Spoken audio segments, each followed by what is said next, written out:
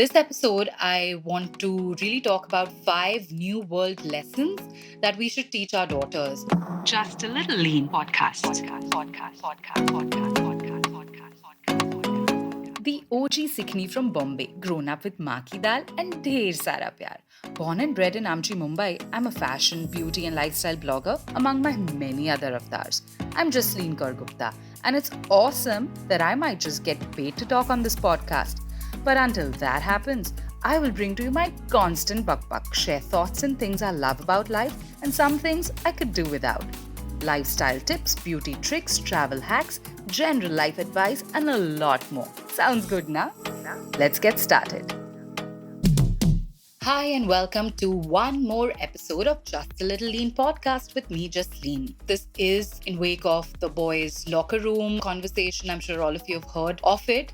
But that has really intensified how I feel. But this is something I feel strongly about, being a feminist myself and being the mother of a 6-year-old daughter.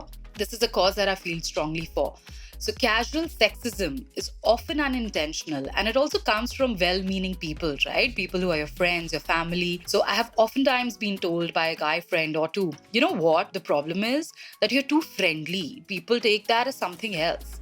And I was like, you are so friendly, from bartenders to Uber drivers to literally anyone new. You are always the one opening conversations with people. And I am friendly, but that's always been my personality.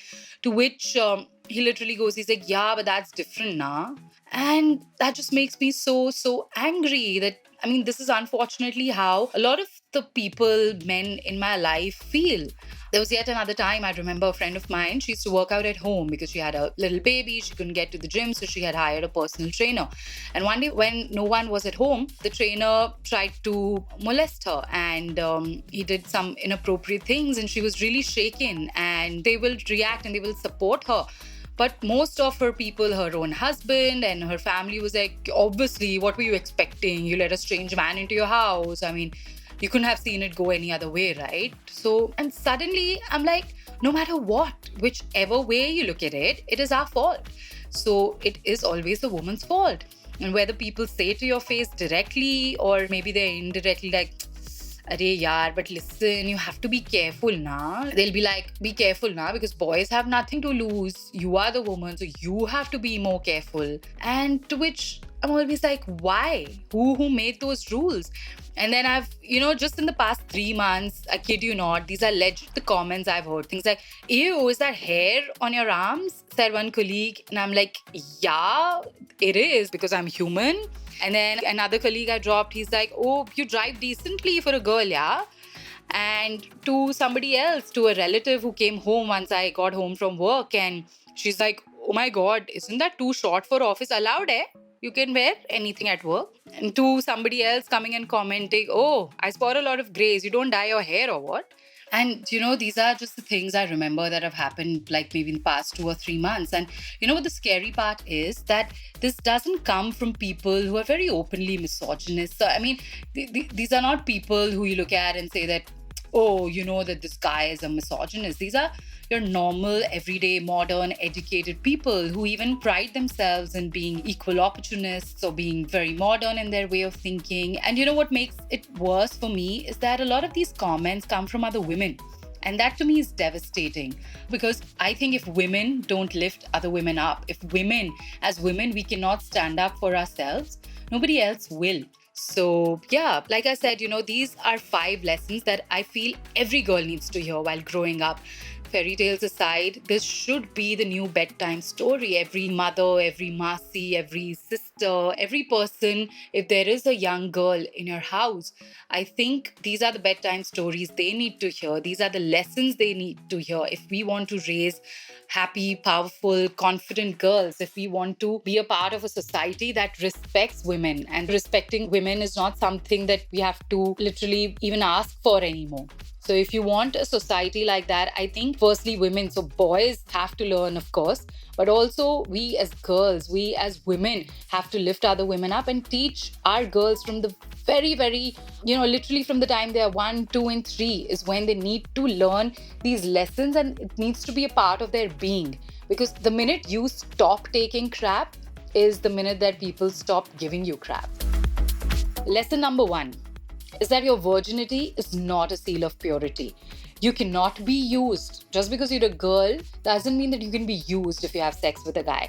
And similarly, it's not like you can use a guy. What is this use anyway? An act of sex is supposed to be mutually pleasurable, and it may or may not involve deeper emotions. That's not what this is about. Even if it's a hookup, remember that the girl and the guy are both enjoying sex. So nobody is using anybody. They're both mutually getting something out of it, and that's why they're doing it. It's as simple as that. Growing up, I was often told that if I'm not pure at the time of marriage, I may never get married. Or if my husband finds out, it will all be over. And the sad part, I believed that.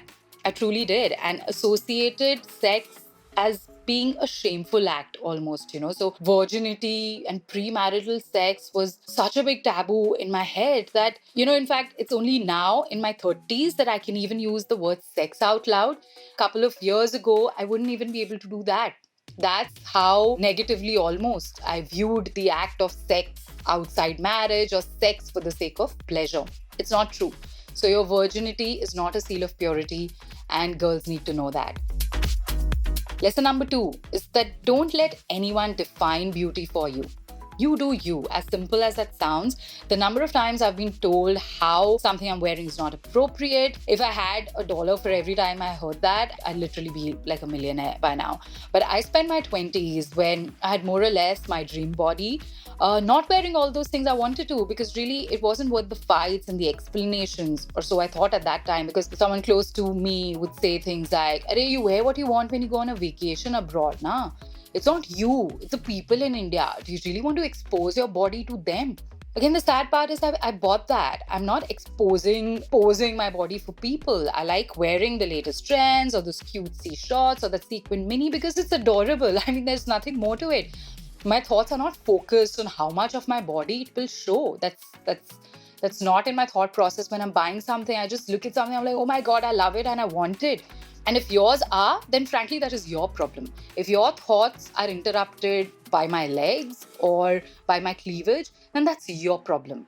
Why am I factoring in for random strangers and what they think?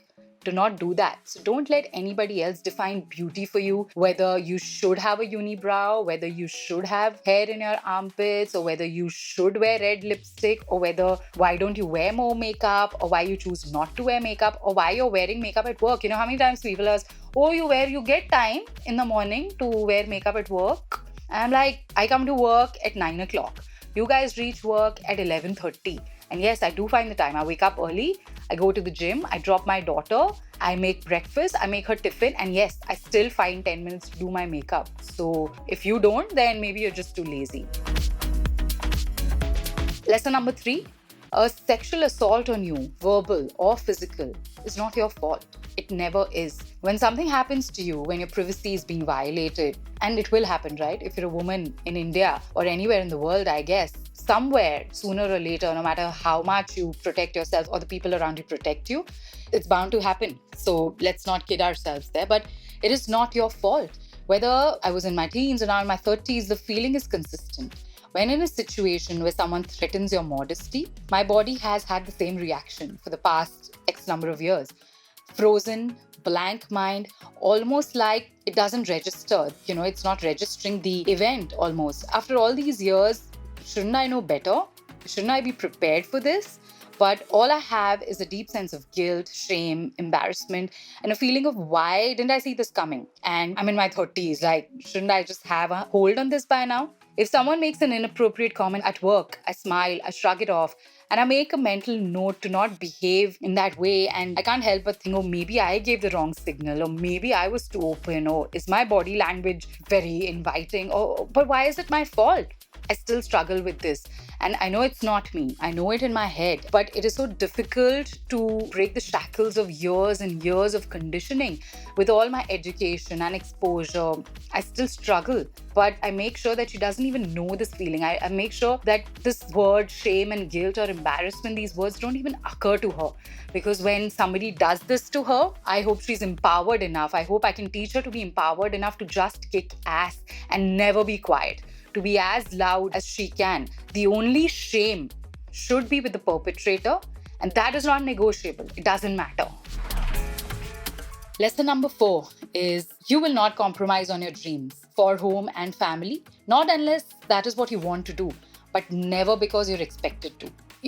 Every single time I've been guilted into thinking that I'm a horrid mother because I choose to work. And it doesn't get to me anymore because I know the type of bond I share with my daughter, and it doesn't need to be divided into number of hours spent with her. I know a lot of people who stay at home also and don't spend enough time with their kids because they may want to or they don't want to. It doesn't matter. Raising a child is a matter of personal choice, really. So whether you're at home, you can still choose not to spend quality time with your kid, and you can still choose to do that if you're a working person. I was home for almost 5 years, and the 5 most depressing years of my life, because when I was raising my child, I loved to bits, obviously. I gave up a career when it was at its peak. I looked and searched for happiness because I truly love my child. But the more I looked at tamatar kitne ka hai to managing maids at home, I realized I'm not a homemaker. I'm not that person. I could never manage the home as well as I can manage things in office. And, there was always this feeling of being incomplete. I could never shrug it off. I was not the type of home manager that some women just carry off so beautifully because I guess they have it in them, they want to do it. I, for one, never wanted to do it. And I tried every day to be a better home manager, and I couldn't. And finally, lesson number 5, and very important: be independent financially, emotionally, but be independent. No matter what you do, no matter where you come from, you need to have yourself to fall back on. Always have your own money, handle your finances. Do not wait for a Mr. Fix-It to rescue you. This is something I think I really need to give credit to my father. He never ever let us feel. So my sister and I, we are 2 siblings, and never let us feel that I can't do this because I'm a girl. From changing bulbs to climbing on top. So we used to stay in this bungalow. So I used to climb up on the terrace and look at the water levels and check the tank and stuff like that. And my mom would often be like, what are you making them do? He's like, so, let them do whatever. So from changing bulbs to doing anything around the house, everything was fair game. Whether you're going to the kitchen, whatever you choose to do in life, remember that self-respect and independence is non-negotiable. Giving up your career, even for the good of the family, will always have repercussions. Questions on why did you buy this? Do you really need this? You spend too much money. Catch the episodes of Just a Little Lean podcast on the Hauterfly website or any of your favorite podcasting apps.